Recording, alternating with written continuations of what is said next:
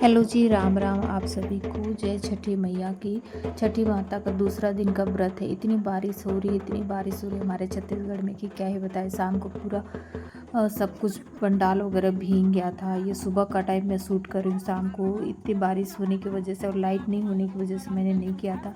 सुबह यहाँ पे मेरी बुआ जी छठ कर रही हैं तो मैं भी आई हूँ और मुझे भी सीखना था ताकि मैं नेक्स्ट टाइम मैं भी कर सकूँ। इसमें बहुत सारे नियम होते हैं, वो सारे नियमों को सीखना पड़ेगा। 3 दिन का व्रत होता है। पहला नहाए खाए, दूसरा छोटा वाला, आज बड़ा वाला, फिर आज सुबह सुबह का अर्घ देने का टाइम है। तो यहाँ पे मेरी बुआ जी हैं, वो घर पे ही कर रही हैं। इनका छोटा बेबी है, छोटा बेबी रहता है। जो फीडिंग कराती हूँ वो मदर को नहीं करना चाहिए, लेकिन इनकी बेबी का ना बहुत ही बड़ा प्रॉब्लम है, क्या बताऊँ।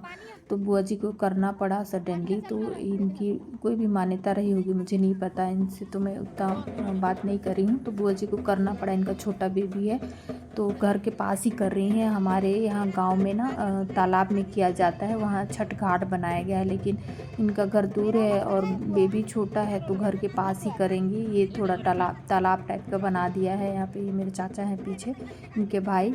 तो अभी सुबह का अर्घ देने का टाइम हो गया है तो हम लोग भी आए हैं। हम लोग शाम को ही आए थे, लेकिन शाम को इतनी बारिश और लाइट नहीं होने के लिए, ये देखिए इनका बेबी है, छोटू सा बेबी, बताइए, फिर भी इन्होंने फास्ट किया है। तो मैं भी सोच रही हूँ कि मैं भी फास्ट करूँगी, तो इसलिए मुझे सारा चीज़ सीखना है, शुरू से लेकर अंत तक मेरे को देखना था। वैसे तो मैं बचपन में देखी हूँ, लेकिन बचपन का देखा और अभी का मतलब करना और देखना बहुत बड़ा अंतर होता है। कहते हैं कि छठी मैया सारी मुरादें पूरी करती हैं, तो ऐसा ही मेरा भी थिंक है कि हमारी जो मन्नतें हैं वो माता रानी पूरी करें जल्द से जल्द। मैं भी ये मान्यता रखने वाली हूँ कि मैं भी व्रत है जो करने वाली हूँ। तो ये इससे पहले देखना बहुत ज़रूरी है, नहीं तो बहुत सारे जो नियम होते हैं ना वो याद नहीं रहेगा। देखने करने में बहुत डिफरेंस हो जाता है। तो सुबह का अर्घ अभी दे देंगे। बारिश अभी थोड़ा खुला है। शाम को इतनी बारिश हुई, इतनी बारिश हुई कि मैं क्या ही बताऊँ। लाइट वगैरह भी पूरी चली गई है। तो हमारे गांव में ना बहुत अच्छा सा माहौल होता है छठ घाट में, लेकिन वहाँ पे हम लोग नहीं जा पा रहे हैं और तो हम लोग घर पे ही बना रहे हैं। ये हमारे पड़ोस में रहती हैं बुआ मेरी, अब खुद की बुआ नहीं है, लेकिन हमारा जो रिलेशन है ना बुआ जी लोगों के साथ, वो ना एकदम अपने टाइप का है। तो ये इनकी बड़ी दीदी हैं और इधर उनकी माता जी हैं। इनके ये बड़ी दीदी के लड़के दिख रहे हैं। ये सभी लोग आए हुए हैं अपने ससुराल से, मतलब इनका घर दूर है अंबिकापुर साइड में। तो यहाँ पे आस पड़ोस के लोग भी सारे लोग आए हैं। ये छठ का जो व्रत होता है ना सच में बहुत अच्छा होता है। सारे लोग एकत्रित होते हैं तो बहुत अच्छा लगता है। सारे लोग मिलजुल के करते हैं। वैसे तो कोई भी व्रत होता है ना, जैसे जितिया हो गया या फिर तीजा हो गया और कोई सा व्रत हो गया, तो उसमें अकेले अकेले अपने घर पे करना पड़ता है, लेकिन इसमें ना एक दूसरे का सहयोग के बिना नहीं हो सकता। ये अकेले ये इतना कठिन व्रत होता है ना, 36 घंटे का व्रत होता है, तो ये इसमें अकेले करना थोड़ा पॉसिबल नहीं होता है।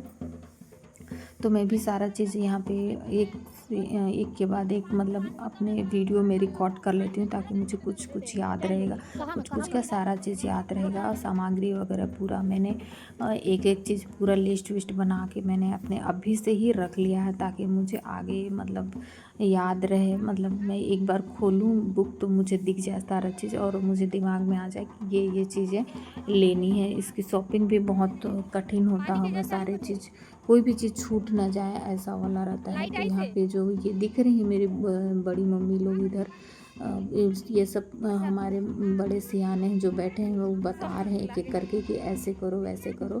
तो यहाँ पे ये देखिए प्लास्टिक का ऐसे कर दिए हैं ना, ताकि पानी मतलब कीचड़ ना बन पाए। तो अभी उनका अर्घ देने वाला हो चुका है, इसके बाद आ गई हैं हवन करेंगी। तो मैं भी इनके जस्ट जो भी होता था ना, जो भी इनका आगे का नेक्स्ट कार्यक्रम होता था, वो मैं सब चीज़ रिकॉर्ड कर लेती थी और सामने से आके देखती थी, ताकि मुझे काफ़ी चीज़ें याद रहे।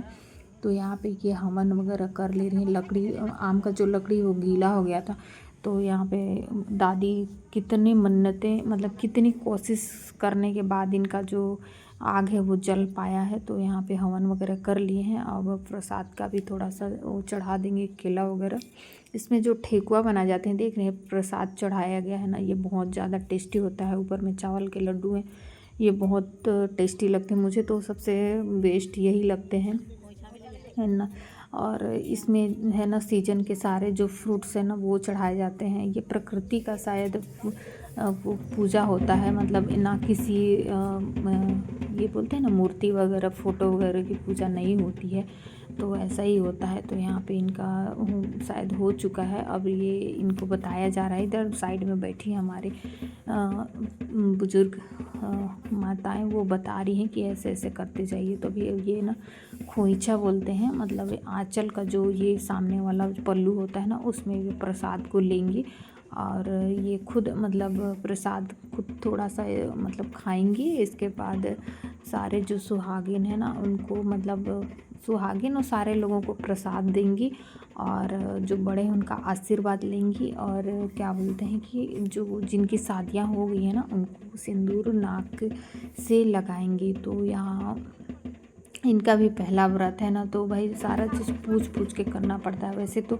दादी, इनकी जो मम्मी है दादी, वो तो व्रत कर चुकी हैं, लेकिन फिर भी होता है ना कि सारा चीज़ भाई पूछते जाना चाहिए। इतने दिन के बाद आदमी भूल ही जाता है। तो यहाँ पे प्रसाद देना इन्होंने शुरू कर दिया है। सब लोग ऐसे हाथ पे नहीं लेते हैं, कपड़े या आंचल या कुछ भी लेना रहता है, तो ऐसे सिंदूर ना सबको लगाया जाता है। ये ना बहुत ही सौभाग्यवती का निशानी माना जाता है, मतलब कि ये अच्छा होता है। तो ऐसे नाक से यहाँ पे सिंदूर लगाया जाता है, अच्छा लगता है। तो ऐसे सिंदूर लगाते जाएंगे और ये ना प्रसाद ऐसे देते जाएंगे। ये फिर इसके बाद सारे लोगों को ऐसे ही करेंगे, सारे लोगों को ये प्रसाद वगैरह दे देंगे। फिर मेरी बारी आ जाती है, तो चलो हम भी, मेरे तो चश्मे ही निकलते हैं, चश्मा के बिना तो मैं देख तो लेती हूँ, लेकिन थोड़ा सा मुझे ना आँख पे ऐसे धुंधला, मतलब अजीब सा ऐसे होने लगता है आँख। तो मैंने भी सोचा चलो मैं भी नाक से लगवाती हूँ, मुझे बड़ा शौक़ है। तो मैंने भी नाक से ऐसे करके सिंदूर वगैरह ले लिया था। ये मेरे बुआ जी हैं, तो मैंने उनका आशीर्वाद ले लिया और मेरी मम्मी भी ले ली और जितने भी बच्चे हैं ना सारे लोग ले। ये मेरी बहू है और ये मेरी भतीजी है, तो इसको भी ऐसे आशीर्वाद ले लेंगी और इनका भी ऐसा टीका वगैरह लगा देंगे छोटे बच्चे को। तो और आशीर्वाद ले लेंगी छठी मैया का। इसके बाद दादी की बारी आ गई है। ये मेरी दादी इनकी मम्मी है, इसे देख रहे हैं सेम हाइट के। हम लोग तो हाइटेड हैं, बट ये लोग थोड़े से हाइट में मतलब ठीक ही है। मम्मी बेटी का हाइट ठीक है, तो इनका भी इन्होंने लगा दिया और इनको भी प्रसाद इन्होंने दे दिया है। तो ये देखिए कुआं भी है बगल में, यहीं से पानी आता है, मतलब मोटर लगा हुआ है इसमें। तो इधर और बाकी जो घर में भी प्रसाद है ना, इसको जो सूपा का प्रसाद होता है ना, वो उसका शायद बड़ा ही महत्व होता है। तो सूपा का जो प्रसाद है वो सबको थोड़ा थोड़ा थोड़ा थोड़ा करके दिया जाता है।